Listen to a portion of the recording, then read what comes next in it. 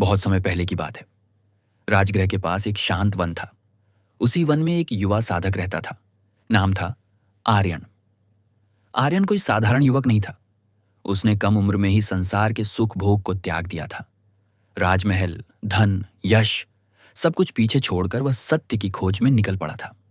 पर एक चीज थी जो उसे रोज पराजित कर देती थी। इच्छा, आकर्षण, मन का भटकाव। पहला संघर्ष। दिन में आर्यन ध्यान करता, तप करता, लेकिन रात आते ही उसका मन अशांत हो जाता।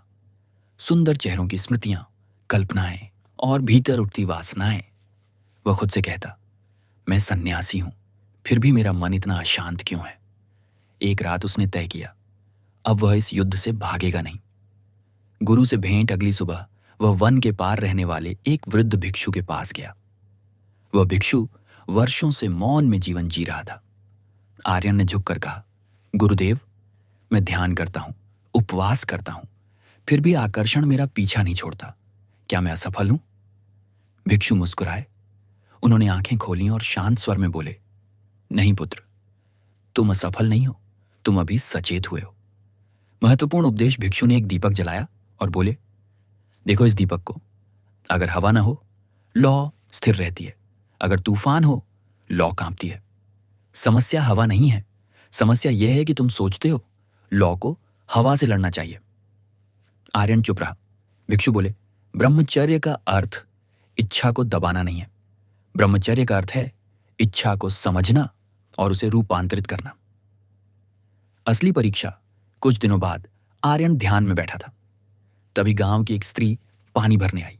वह सुंदर थी, हंसी, चंचल आंखें, कोमल स्वर। आर्यन का मन फिर डगमगाया। वह आंखें खोलकर भाग जाना चाहता था, लेकिन उसे गुरु की बात याद आई।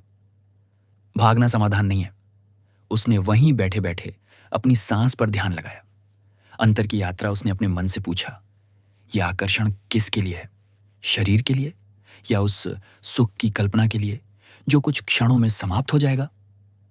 धीरे धीरे उसकी सांस गहरी होने लगी, मन शांत होने लगा। और तभी उसे एक सच्चाई दिखी। वह स्त्री नहीं, उसकी कल्पना उसे बांध रही थी। बोध।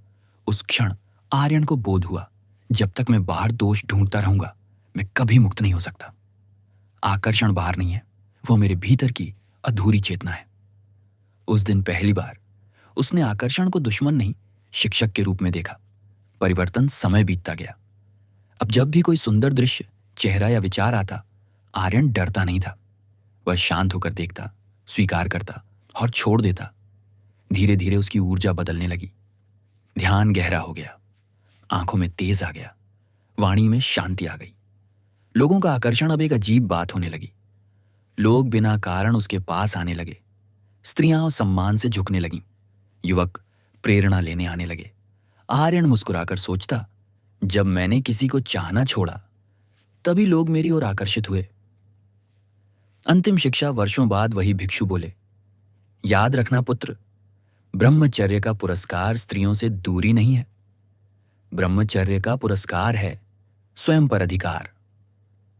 और जिस दिन मन तुम्हारे वश में हो जाए, संसार स्वयं तुम्हारे चरणों में झुक जाता है।